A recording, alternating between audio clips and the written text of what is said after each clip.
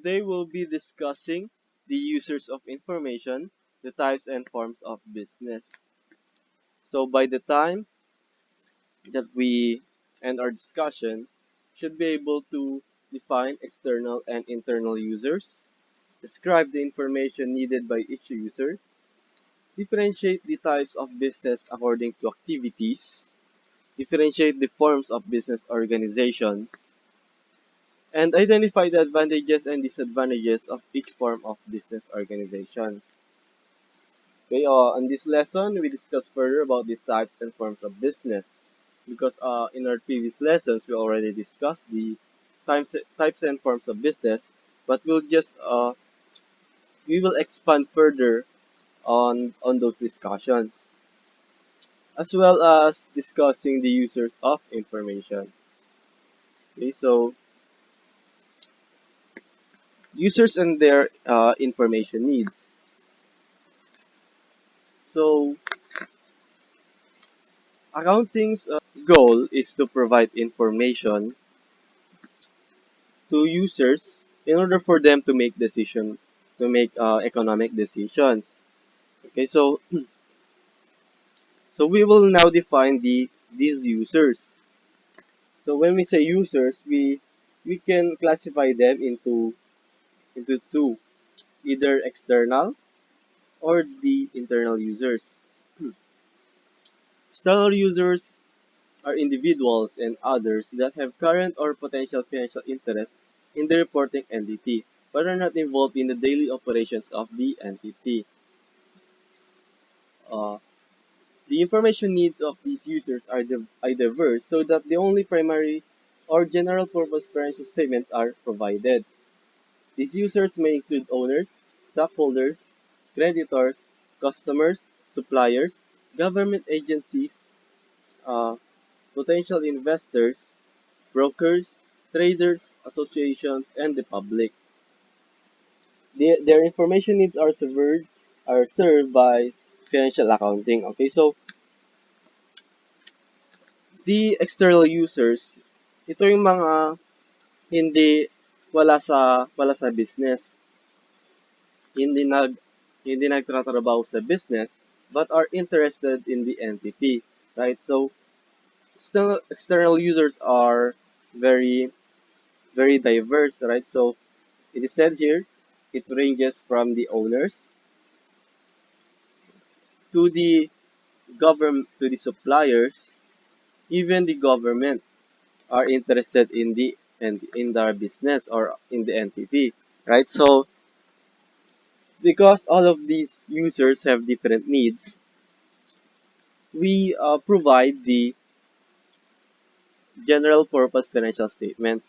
Okay, so meaning that these are financial statements which can be used by everyone.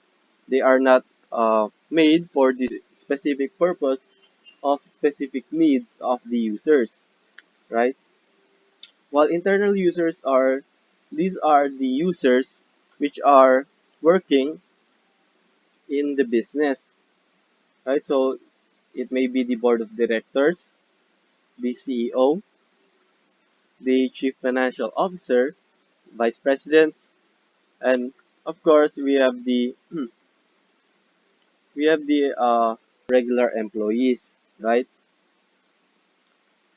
So so those are so that is the difference between the external and internal users.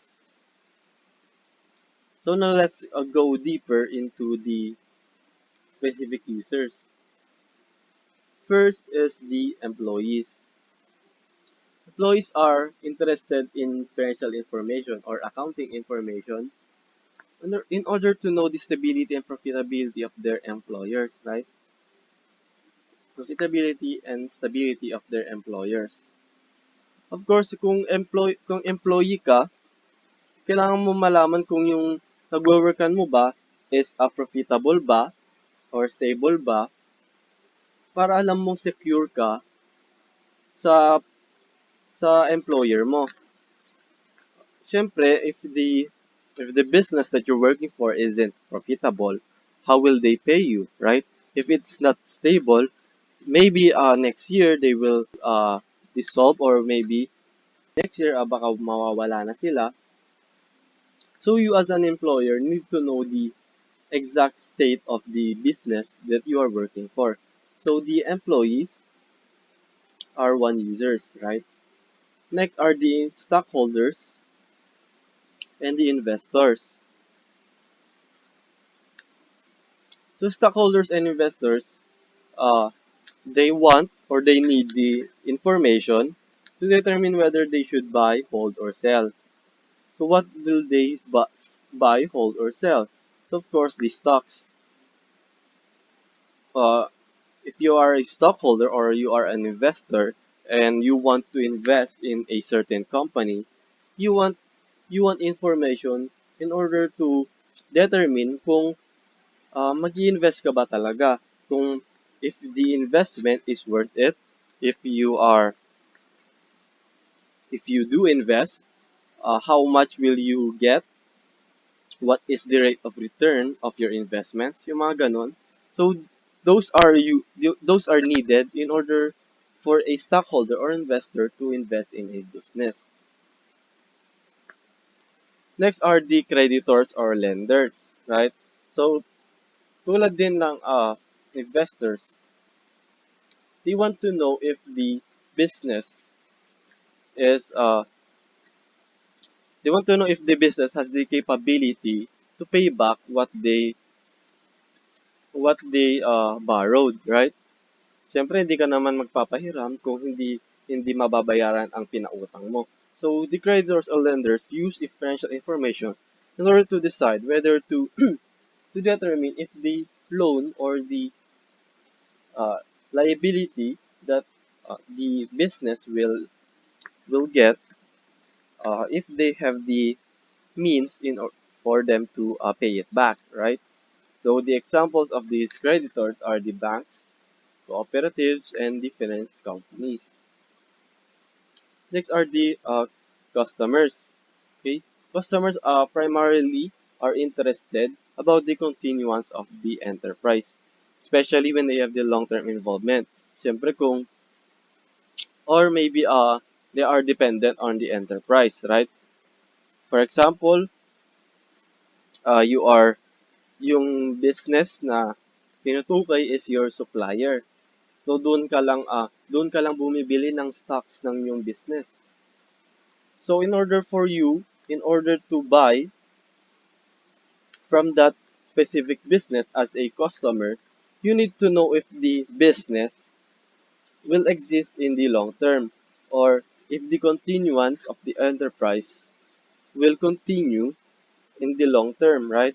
Siyempre, you will be put in a undesirable spot if your supplier if your supplier will suddenly go bankrupt or suddenly go out of business, right?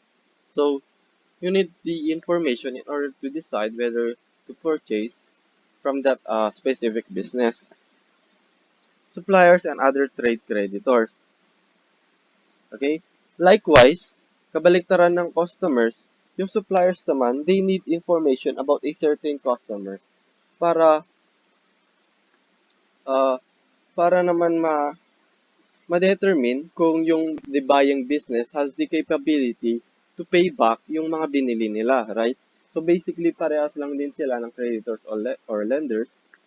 Yung pagkaiba lang, yung creditors, they give money, pero yung suppliers, bumibili yung business, right? Hindi sila umuutang pero bumibili. Next is the government and their agencies. They are interested,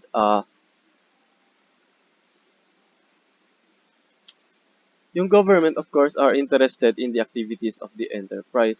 Of course, yung government, they require they require businesses to pay tax. So of course, they need information about the specific business. Kailangan namang yung government is co-collect na lang ng tax kahit walang information about the business. Siyempre, kailangan nila ng information in order to determine kung tama ba yung pinipay nilang tax, or kung yung mga regulations ba, yung mga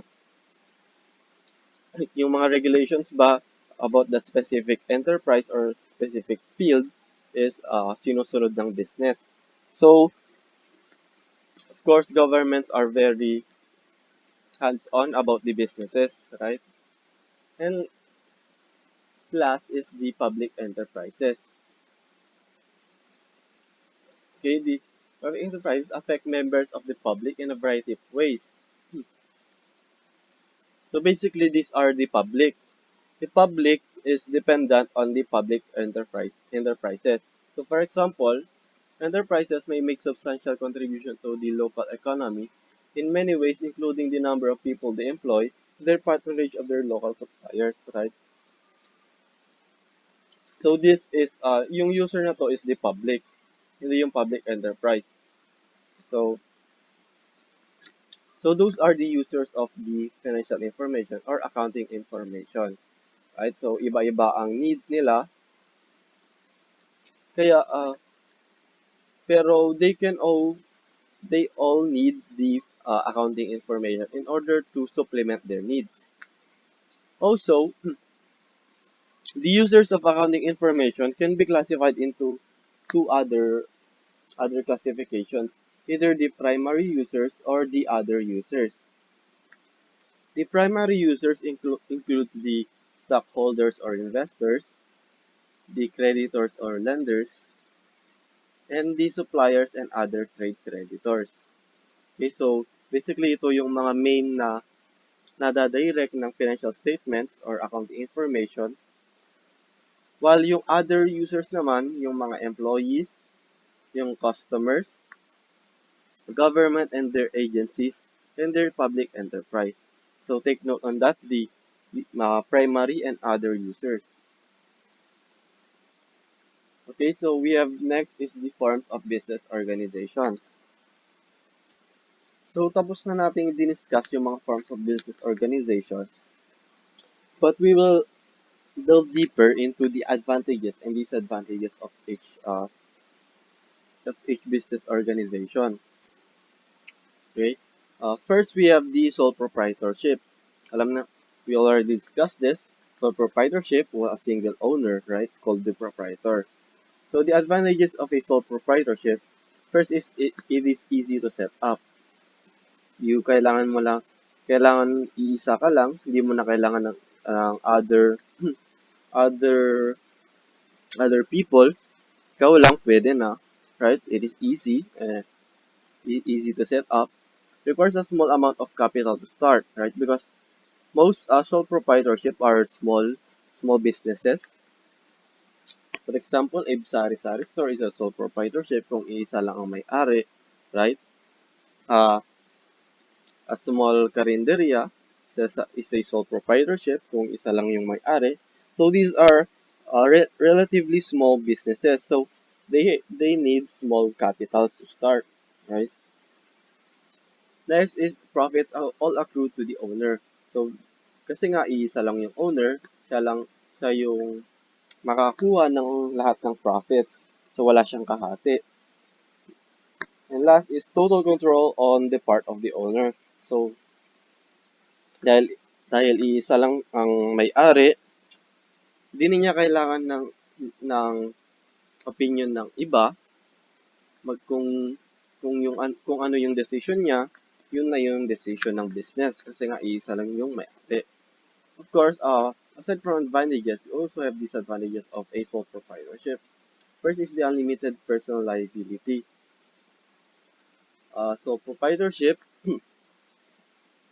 kung sole proprietorship ka, yung the liability of the business extends to extends to the owner, right? Kung yung business is if the business doesn't have the assets to pay their liabilities, so kung wala nang kung di na mabayaran ng business mo yung liability, yung mga utang ng business, the creditors can come to the owner or yung sole proprietorship to pay the liability of the owner of the sole proprietorship. Okay. Next is limited management skills. So, uh, ito yung other side of yung total control of the owner.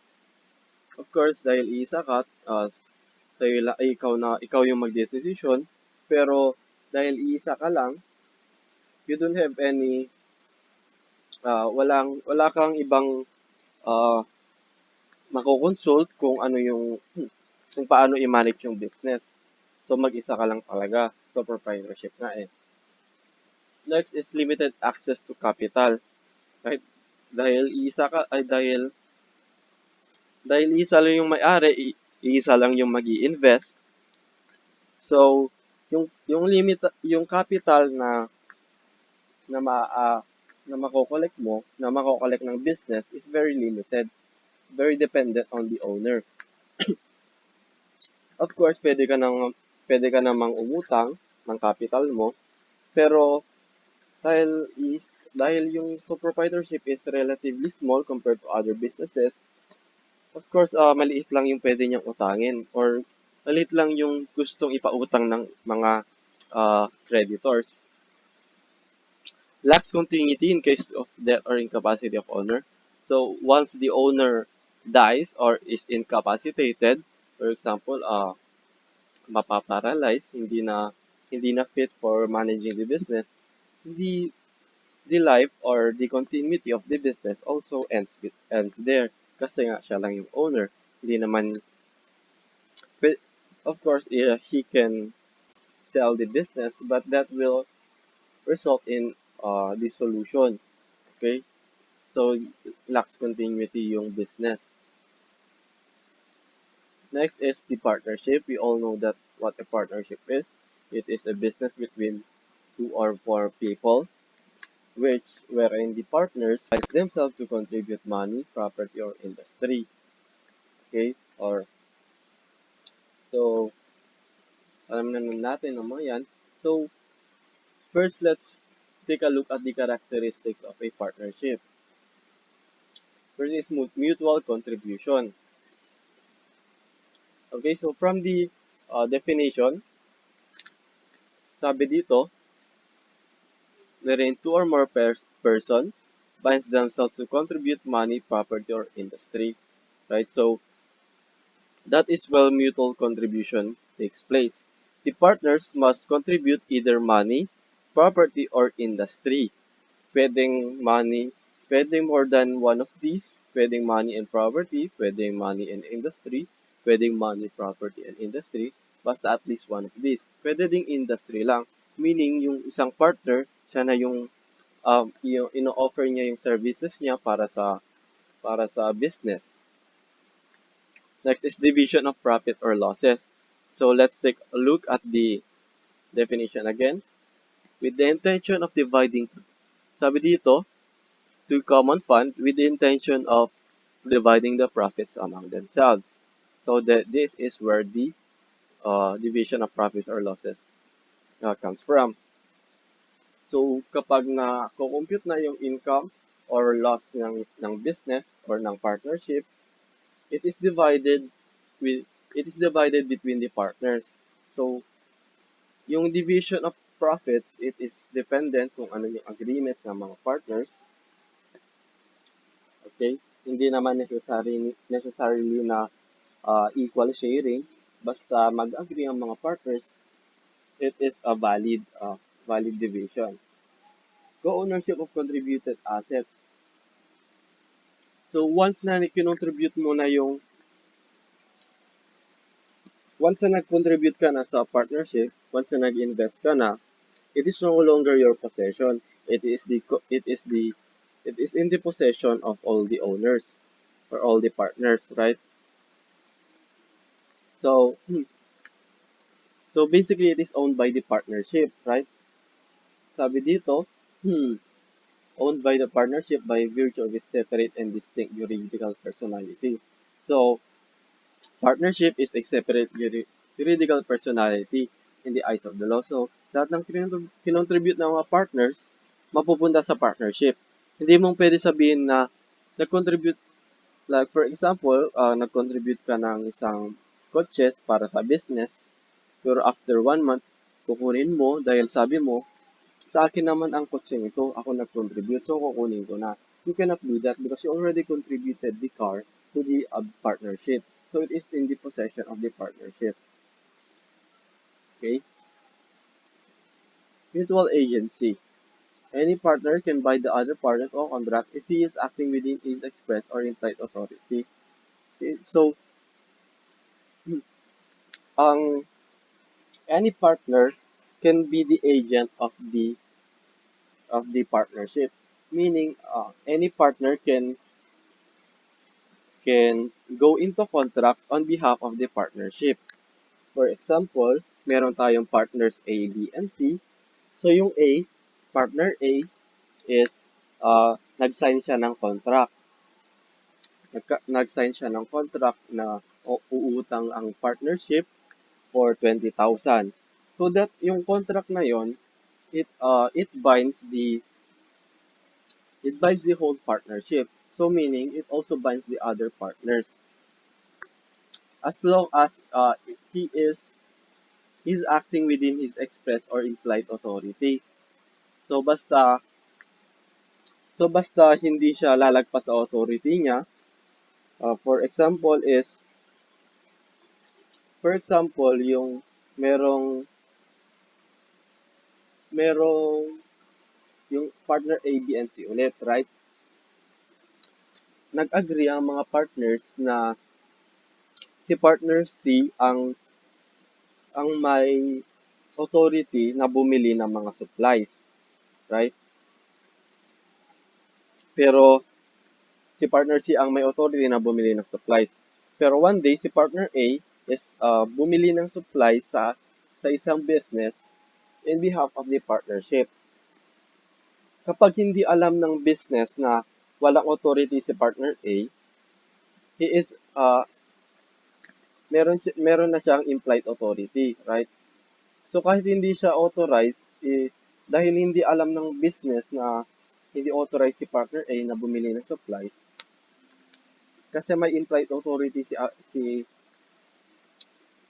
partner A, meaning inassume ng business na may authority sa partner A, mababind pa rin ang partners, right? Mababind ang partnership sa contract na yon kahit na walang authority ang si partner A kasi implied authority na yun, right? So yung express authority is partner C. Limited life. A partnership has a limited life. Okay? May be dissolved by admission, death, insolvency, incapacity withdrawal of a partner, or expiration of the term specified in the partnership agreement. Right? So yung life ng partnership is limited lang. So like sinabi dito, may be dissolved by the admission, death, insolvency, or incapacity, withdrawal of a partner. And last is the expiration of terms specified in the partnership agreement. Ang partnership kasi, pwedeng mag-agree ang mga partners na madidissolve ang partnership within a specific time. For example, si partner A, B, and C, nag-form sila ng partnership, tapos nag-agree sila na by December 31, 2023, madidissolve na ang partnership. So, on December 31, 2023, the partnership will dissolve. So, its life will end there. Kasi nga, yun yung agreement ng partners. Next is unlimited liability. Like yung proprietorship, ang partnership, mayroon ding unlimited liability. So in case na na hindi mababayaran ng partnership ang liabilities nito, pwedeng pwedeng i-collect ng mga creditors ang liabilities ng partnership sa mga partners, right? So the partners all have unlimited liability, all except limited partners. Limited partners ito yung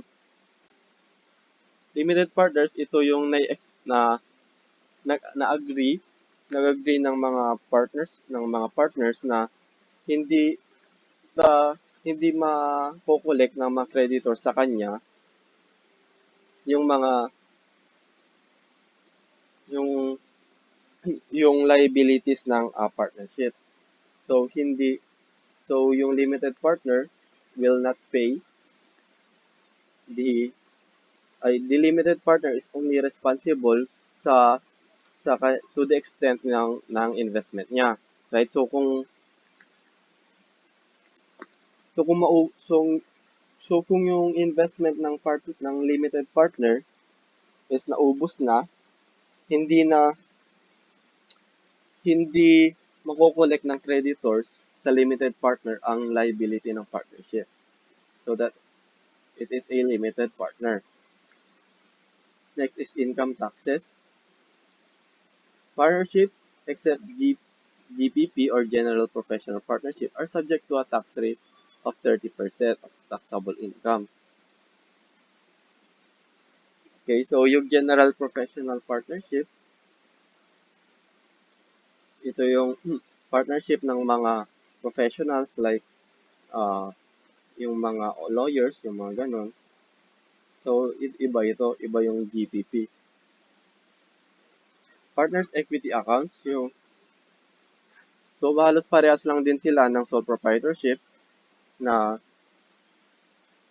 kapag yung sole proprietorship, yung owner niya, for example, yung owner is Pedro, so yung equity account niya is Pedro, Capital. Pero yung partnership, dahil marami siyang partners or marami siyang owners, mas marami lang yung capital accounts. So halos parehas lang din naman ng sole proprietorship, mas marami lang. Here we have the advantages and the disadvantages of a partnership.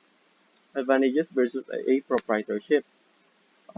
Brings greater financial capacity to the business kasi mas marami ang owners, so mas marami ang pwedeng mag-invest sa business. So mas malaki ang ang financial capability ng partnership. Combine special skills, expertise, and experience of the partners. So kasi nga maraming owners, they can bring to the business their special skills or their expertise which the other partners do not have. Three is offers relative freedom and flexibility of action in decision making. So,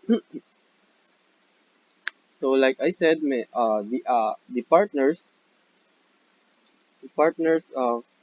yung partners can be any partner can enter into contract on behalf of the partnership. So hindi kailangan kung isa kang partner, hindi kailangan na ikaw magdedesisyon lahat. So there is freedom, right? So kung yung isang bang partner, pwede siyang bumili in his authority, pwedeng bayad in his authority on behalf of the partnership. So, hindi kailangan ikaw lahat. Risks are shared. So, yun, uh, self-explanatory. The risk of the partnership is shared between the partners. Advantages versus corporation. It is easier and less expensive to organize kasi yung corporation, it requires the operation of law. So, maraming process yun. More personal and informal. So yung partnership is owned talaga ng mga partners while yung corporation stockholders yung yung may ownership tapos hindi naman stockholders ang nagde-decide ng lahat. Meron namang meron naman silang board while yung partners yung mga partnership is pwedeng mag-decide ang mga partners. So it is personal and informal. Next is the disadvantages. First is profits are shared. So of course, dahil maraming owners, matatanggalan yung makukuha mong profit, right? Kasi nga mag-share kayo. Easily dissolved and thus unstable compared to a corporation. So, tulad ng kanina, it is dissolved by many different ways, right? We can take a look again. Dissolved by admission, death, insolvency or incapacity, that was withdrawal of a partner. So, maraming ways para ma-dissolve ang partnership. Mutual agency and unlimited life may create personal obligations to partners. So kasi nga sa mutual agency, hindi mo naman makokontrol ang mga gagawin ng other partners, di mo naman monitor. So baka baka yung isang partner mo utang lang ng utang, mas lalaki ng lalaki yung utang ng partnership, while yung while habang di na mababayaran ng partnership, so it will create personal obligation kasi nga the unlimited liability na pwedeng mag-collect yung creditors sa mga partners kung hindi na sapat yung assets ng partnership. Less effective than incorporation in raising large amounts of capital. Right? Kasi yung partnership limited lang sa partners nila, while yung corporation, they have many stockholders. Tas kung hindi sapat ang capital nila, they can always sell more stocks, or they can borrow big, larger amounts of sum compared to a partnership.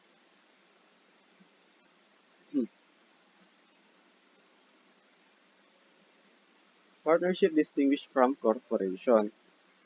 Okay? A manner of creation. Yung partnership created by mere agreement, while yung corporation is created by the operation of law. So kailangan ng law para mag-create ng isang corporation. Tapos yung partnership, kailangan lang ng at least 2, pero yung corporation kailangan ng 5 to 15. Okay, so at least 5 but not exceeding 15 yung corporation. Commencement of juridical personality. Yung partnership, nagko-commence na yung juridical personality from the execution of articles of partnership.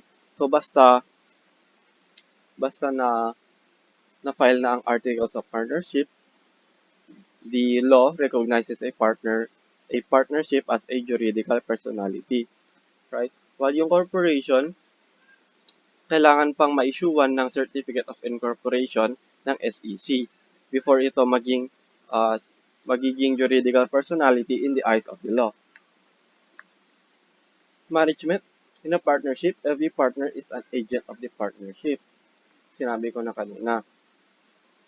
Okay? So, any partner, pwedeng mag-act on behalf of the partnership. Pero in a corporation, management is vested on the board of directors. Right? So, tulad ng sabi ko din kanina, hindi hindi hindi stockholders ang magdedesisyon sa corporation. Meron silang board or board of directors. Extent of liability. In a partnership, each partners except a limited partner, so liable to the extent of his personal assets. Kasi yung limited partner, liable to the extent of his investment only or his contribution. Corporation naman, stockholders are liable to the extent of their interest or their investment. So, bale yung stockholders, parehas lang ng limited partner. Yung business hindi na mababayaran ang mga utang nito, yung creditors ng business hindi nila makokollect from the stockholders or from the limited partner. Pero sa general partners or mga partners in general, pwede hindi silang mag-collect. The right of succession. So, sa partnership, walang right of succession. Pero in a corporation, there is a right of succession. Okay? So, corporation has the capacity of continued existence regardless of the death, withdrawal, insolvency, or capacity of its directors or stockholders. So, hindi ma-affect ang continuance or life ng business, ng corporation sa mga nito. Pero kapag ito ay nangyari sa mga partners, it results to dissolution. In terms of existence, the partnership, any period, basta nag-agree ang mga partnership. Pero yung corporation, meron siyang unlimited life. Sa new law ito, sa train law. Noon is 50 years, pero pwede mong i-renew. Pero ngayon is unlimited life na. Mm-mm. Okay, so that will be all for, okay, yes, that will be all for today. Next next meeting, we will be discussing yung corporation and we will be beginning the chapter 3.